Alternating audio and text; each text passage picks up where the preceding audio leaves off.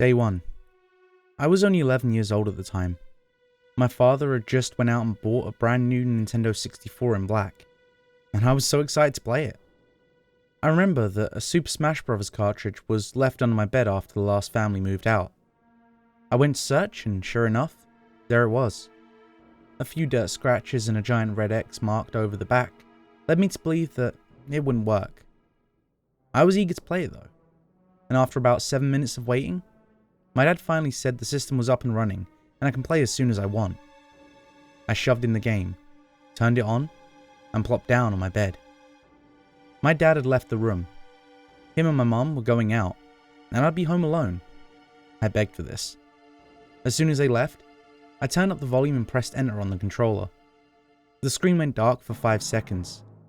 Remember, I had just bought this system and found the used game, so I knew it wasn't going to play perfectly. So I became impatient.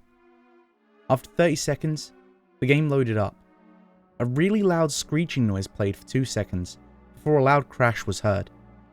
I dropped the controller on the ground and stared at the TV screen. The menu options loaded up. Some distorted letters were on the menu.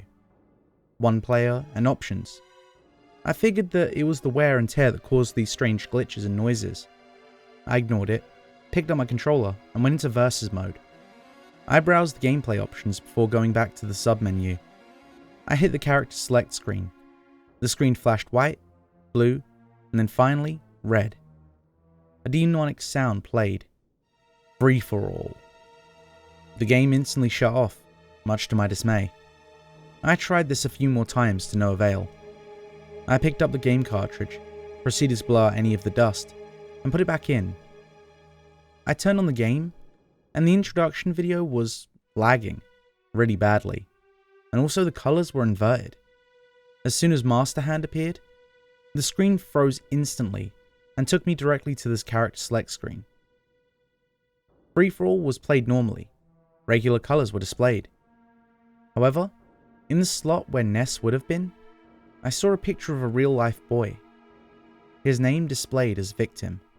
I proceeded to put my cursor and little number chip on his picture. The announcer said game over in a really loud, distorted voice. Colors inverted, and the music seemed to go in reverse before the game flashed white and shut off. Stunned, scared, and nervous, I began to believe that this was no ordinary name. No one named Victim, who looks like a real boy, should be in a cartoon fighting game. I decided to put the game to rest for the remainder of the day. My parents came back, and I explained to them what had happened, and they were understanding of it. I showed them the game. Everything played normal. No odd textures, sound was playing fine, and the Victim character was gone. My parents were happy that the game was working for me, but even I had my doubts. Day 2. After school, I came home with my friend Clark. Both of my parents were working, so it was just me and Clark. I offered him some juice and cookies and started up the Nintendo 64. A loud alarm sounded, saying that all game data has been deleted. Clark brought over one of his controllers from home and plugged it in. The introduction video was skipped completely, and the title screen only showed for a split second before the screen flashed white, and a loud screech was heard. The menus remained red, much to Clark's surprise.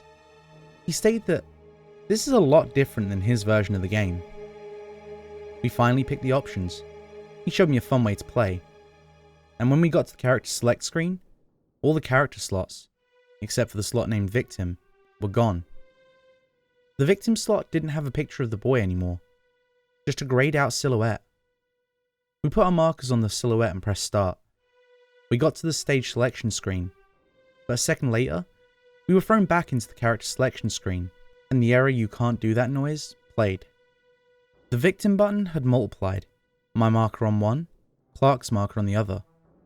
After closer inspection, I noticed that our faces occupied the Victim slot this time. Clark then told me that he was feeling sick and was going to go home. He ripped his controller out of his socket and ran out the front door all the way home.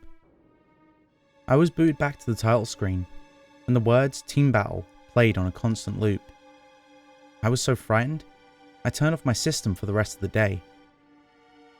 Day 3. I couldn't sleep at all. I just continued to stare blankly at my Nintendo 64. Was it the game? Was it the system?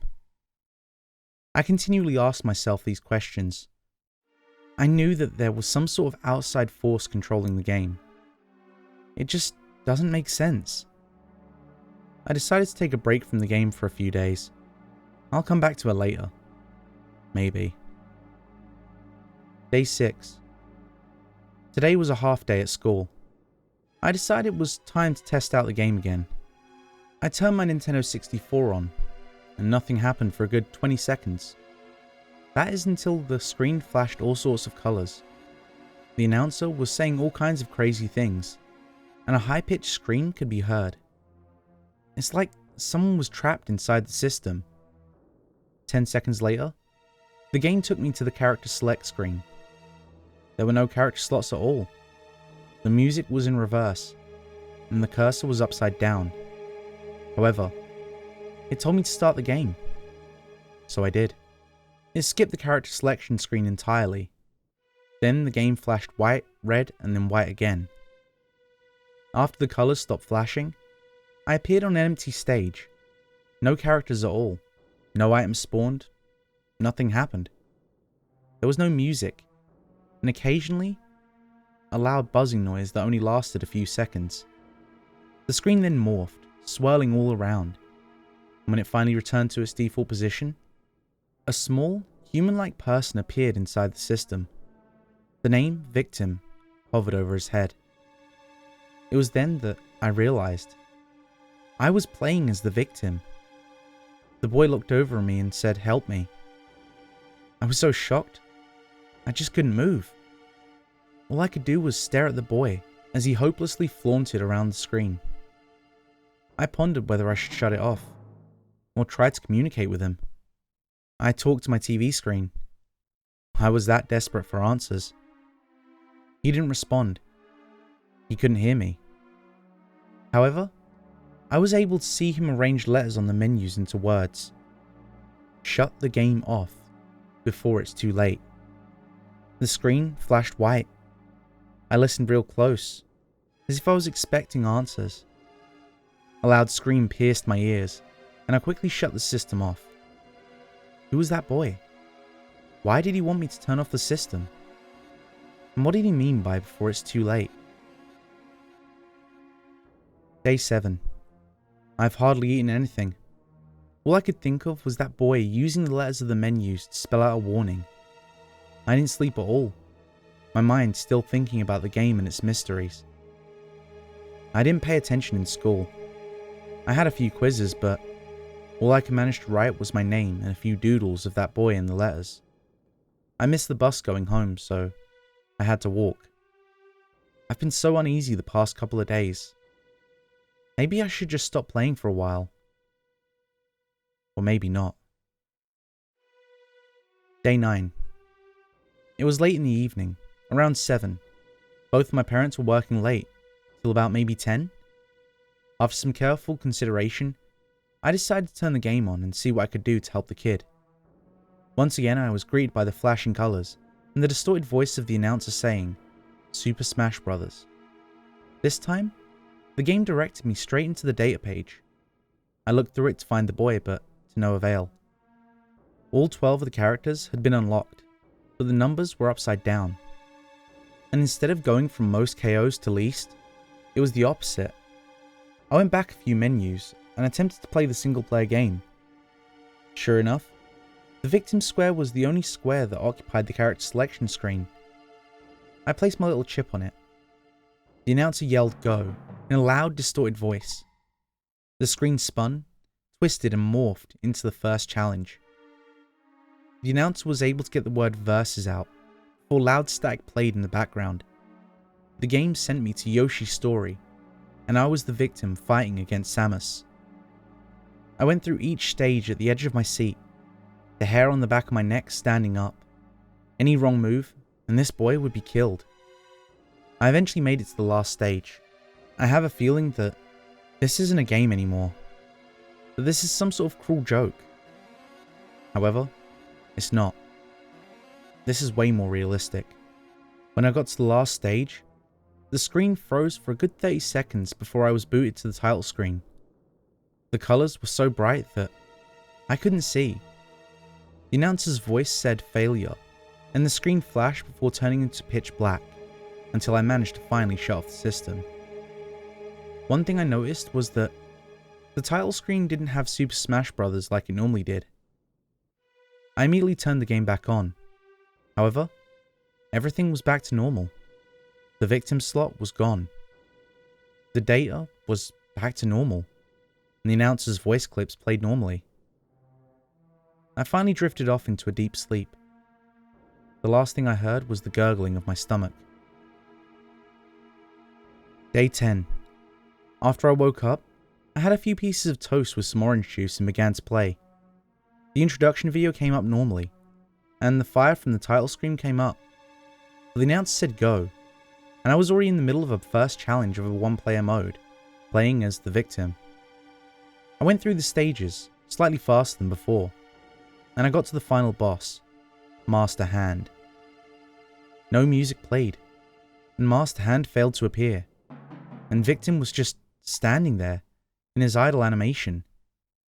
I waited 2 minutes for something to happen, before the game registered Master Hand entering the arena, and as soon as he hit the stage, the music skipped every 5 seconds, and the colours were inverting and then going back to normal.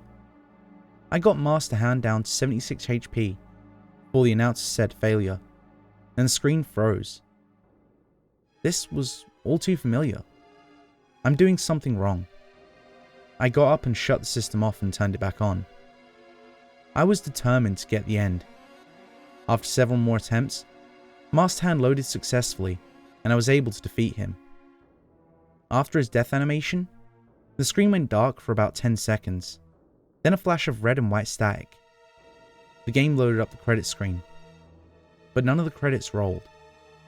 At this point, anything that happened was normal to me. The announcer yelled "Incredible" as the picture of the boy smiling appeared on my TV screen. I pressed the A button, and the unlock music and frame came up.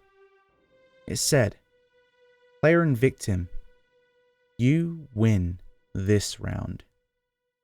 And the game returned me to the title screen. The screen flashed white, and the words "Thank you, player" were written in red on the screen. I said, "You're welcome," and I shut off the game, proud of my accomplishment. Although, I'll never really be able to accurately explain this to anyone. I know what I've done, and I'll remember it for the rest of my life. Day 11. Epilogue. The game finally returned back to normal. The victim character slot hasn't appeared in anything since we destroyed Master Hand, and all the characters appeared as normally. No colour spazzing out, music playing normally. If I didn't know any better, I would say that Victim was watching me from above.